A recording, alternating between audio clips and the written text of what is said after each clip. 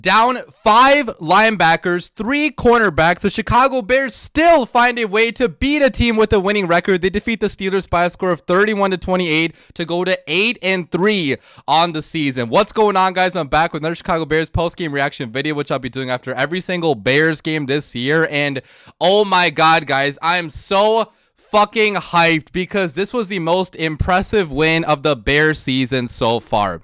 They were down 5 linebackers in this game. I've never seen anything like it, okay? They already were out Tremaine Edmonds, TJ Edwards, and Noah Sewell before this game, but in this game, Ruben Hippolyte, our 4th-round pick, got injured. Amen Ogbong Bimiga got injured as well, so we were down to LB number 6, 7, and 8 at this point, right? And still, guys, the Chicago Bears defense found a way to close this game out, not to mention Tyreek Stevenson also was missing for the majority of this game due to his injury, so the Bears are basically down their top 3 cornerbacks, their top 5 linebackers, and still this defense got the stop at the very end. They got a couple of turnovers, and even though the defense allowed yards in this game, I mean, I thought the defense was really impressive for what they really had to deal with in terms of personnel issues. So I mean, hats off to the Bears defense. I'll talk about them more in the end of this video, but like, this was a complete team win by the Chicago Bears, and it just shows you how different things are this year as opposed to virtually every year being a Chicago Bears fan. Ben Johnson has cracked the winning formula with this team because whatever this team needs to win a football game, he finds a way to get it out of his team. If we need a go-ahead touchdown by Caleb, we find a way to get that go-ahead touchdown. If we need a stop by the defense at the very end, we find a way to get that stop. If we need a special teams play to be made, we find a way to get that special teams play. This was a complete all phases victory by the Chicago Bears. All 3 phases showed up at various points in this game to help the Chicago Bears win the game, and that is the most impressive part about this victory, okay? It was a total team effort, and this type of win really shows you that this team has the belief that they're going to win every single time they go onto the football field. It doesn't matter who's out. It doesn't matter how many injuries happen or how many times they fuck up. In this game, Caleb Williams fucked up a couple times. In this game, the defense fucked up a couple times, but it didn't matter. They had the belief and the resolve that they were going to win this football game, and that is something this coaching staff has instilled into these players. They have removed the losing stench from this franchise that has plagued us for the past couple decades. Last year, even,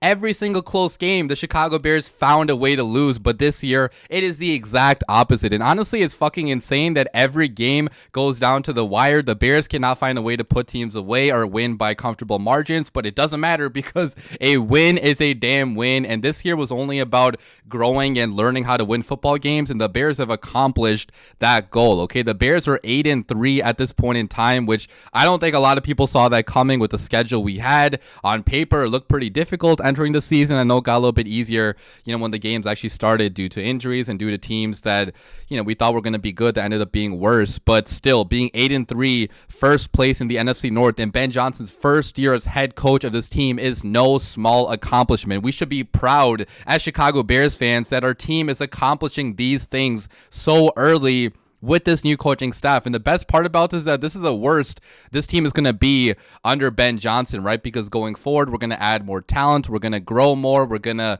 you know, get injured guys back. I mean, this year we have suffered so many damn injuries with the defense especially. So if we have, you know, better defensive personnel, like, we could be a Super Bowl level team as soon as next year. That is not crazy to say if we make the right moves in the offseason and if our team just keeps on growing every single week and every single month. But let's break down this game more, talking about the Bears offense first of all. And they had 328 total yards in this game, but they scored 31 points in this game. And 30 plus points will be good enough to beat a lot of teams in the NFL. I thought the Bears offense, they did leave some big plays on the table, but they still got it done when it mattered the most. They were moving the ball down the field pretty well in this game. It was just a couple, you know, mistakes that were preventing us from scoring even more, which is, it's crazy, guys. Like, this Bears offense is not even operating at its highest level yet. Like, there's still open guys or like negative plays we are making that are taking away from what we could be doing, but we're still scoring 30 plus points, 28 plus points basically every single game. It's fucking insane. Talking about the day that Caleb had, he had a very up and down day. He made some fantastic plays, he made some horrible plays, but at the end of the day,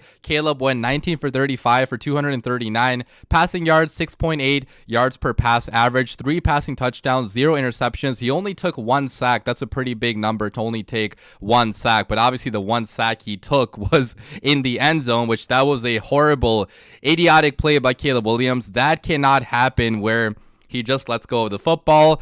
TJ Watt sacks him, and that ends up being a touchdown for the Pittsburgh Steelers. Like, that was a horrible play by Caleb, and that's gonna be something that Ben Johnson really stresses to him, that in that situation, you got to get rid of the ball faster or just take the safety, okay? The safety is not as bad as allowing 7 points instantly, so Caleb definitely has to be smarter there, and at various points in this game, he threw some bad balls, guys. Like, he could have had a couple picks in this game, honestly, because he was inaccurate at certain points in this game, but in true Caleb fashion, he bounced back immediately after a lot of these bad plays, okay? Right after the horrible fumble, he came back with a touchdown drive. He had strikes to DJ Moore for a touchdown. He also had a strike to, I believe it was Colston Loveland for a touchdown. He also had another pass to DJ Moore later in this game for a touchdown, a beautiful 30-yard bomb down the field. DJ Moore was open, and he delivered that ball right into DJ Moore's hands. I mean, Caleb is a very polarizing quarterback sometimes because, like I said, like sometimes he makes these stupid, idiotic plays, but right after that, he comes back with a fantastic touchdown drive where he's on point, in rhythm,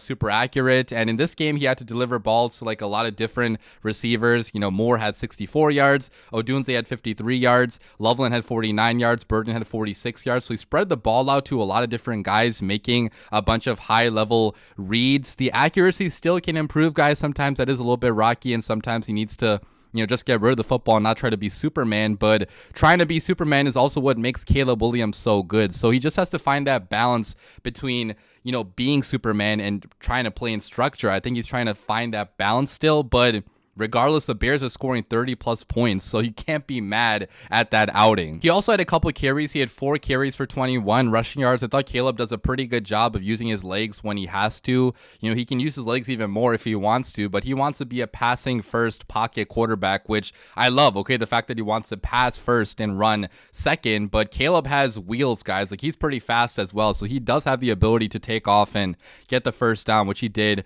I believe, a couple times in this game. So Caleb, even though he was up and down, to have 3 passing touchdowns, to have 239 passing yards against the Steelers defense that's, been up and down, but still has a lot of playmakers on it, I thought was a pretty decent day by QB1. But talking about the rest of the Bears offense, talking about their rushing attack, the run game was not as good as it's been in weeks prior. It was not as efficient. They averaged 4.0 yards per carry as a team. They had 99 rushing yards. Kyle Monangai had 12 carries for 48 rushing yards and that 1 rushing touchdown. Caleb Williams had 21 rushing yards. Burton had 15 yards. DeAndre Swift had 8 carries for only 15 yards. So Swift barely did anything in this game. It seemed like Monangai was a lead back, and Monangai, had a couple nice runs in which he bulldozed through guys. And, for that touchdown, that was a pretty fantastic touchdown run where he's just like overpowering guys and just running straight at them. I mean, he is a bulldozer freight train of a running back. So, I really love Kyle Monangai and the effort that he runs with, but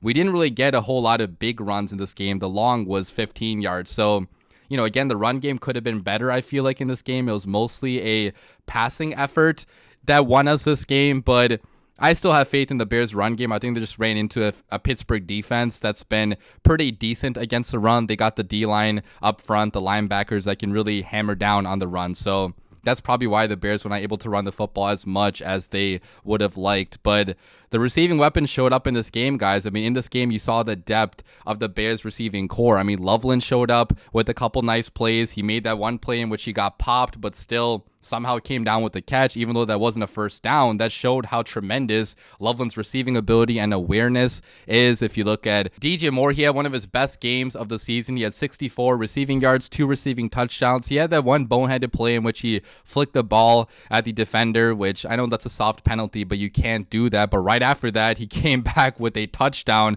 30-yard touchdown. So, DJ Moore, he's not been as involved this year as he's been in years prior, but he's still a fantastic weapon, really good route runner, really smooth with the ball in his hands. So Moore had a pretty good game. Odunze had 53 yards on a couple runs and catches. And again, Burton made a couple plays here and there as well. So the Bears just have such tremendous receiver depth where everybody can eat on this offense. And we still left plays on the table, guys. Like if our offense was more in rhythm, if Caleb was a little bit more accurate on some of these passes, we could have even had like 4 40 plus points in this game, but that just shows you the tremendous potential of this offense and how good of a job Ben Johnson is doing calling this offense. I cannot emphasize enough like how big of a difference it makes to have a top offensive mind on your staff, because Ben Johnson is getting everybody wide open in this offense. But talking about the Bears defense, then, I was so impressed by their performance because, again, being down 5 linebackers, 3 cornerbacks, Dominique Robinson also got injured in this game. They've had so many injuries, but they kept on fighting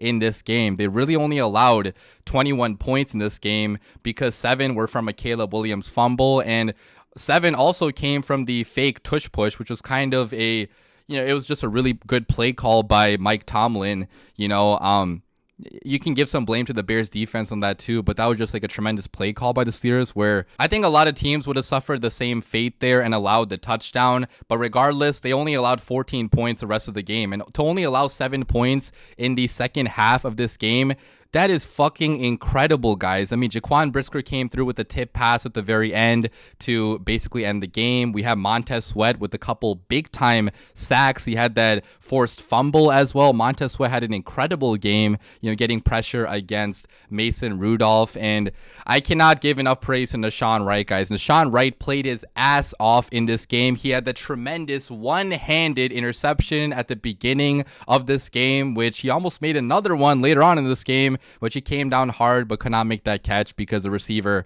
was playing defense. But Nahshon Wright, he's played his ass off, and he's probably going to get a decent contract somewhere else. I don't think the Bears will re-sign him because we already have our cornerbacks, guys. Like, we just suffered injuries this year, but we've gotten 5 picks out of Nahshon Wright. That is just blows my mind how that's even possible. And even though we had some issues against screen passes against the run, that is to be expected with all your linebackers out. So I thought our backup linebackers actually played pretty decently when they got the chances. Like, Ruben Hippolyte made a few good plays. Amen Ogbong Bemiga actually had a pretty good game before he went down. And then after that, we were left to DeMarco Jackson, Carl Jones Jr., and somebody else, which I can't even remember their name. So, like, we were down to practice squatters basically, but Dennis Allen still found a way to close this game out and not get destroyed by Mason Rudolph. So hats off to Dennis Allen, guys, for doing a tremendous job with this Bears defense. He's probably going to be getting Kyler Gordon and Jalen Johnson back relatively soon, hopefully for the Eagles game, fingers crossed, which if he does, this defense is going to be a lot better with their superstars finally back. So overall, guys, very happy with the Bears defense. Very happy with the Bears team overall to come in here to Soldier Field, down all these guys, to pull off a gutsy win and close out the game in front of your fans, to go to a 4-game winning streak. That is fucking insane. And I'm just so happy right now being a Bears fan. I mean, the ceiling of this Bears team is untapped right now. Like, before, I thought it was crazy to think the Bears could win this division, but right now the Bears have the division lead. We still got games against the Packers and the Lions, which are going to be really important to determine if the Bears actually have a chance at winning the NFC North. But the fact that we are even talking about this in week 13, that is insane. I did not expect that, to have the division lead, week 13 into the NFL season. And who knows, guys, maybe if we keep on winning, we could make a deep playoff run, because this offense is so damn electric. We're not even playing our best football, but we're still scoring 30 plus every game. If you look at the defense, we're going to be getting our superstars back. We force turnovers every single game. The coaching staff is incredible. We find ways to win and close out close football games. This is a very fun Bears football team. So if you are a Bears fan out there, enjoy this so much, because it rarely happens that we get such a good, coaching staff and a team that just knows how to win football games. So leave your comments down below, guys. I'll be back with another preview video for the Eagles game very soon. As always, bear down.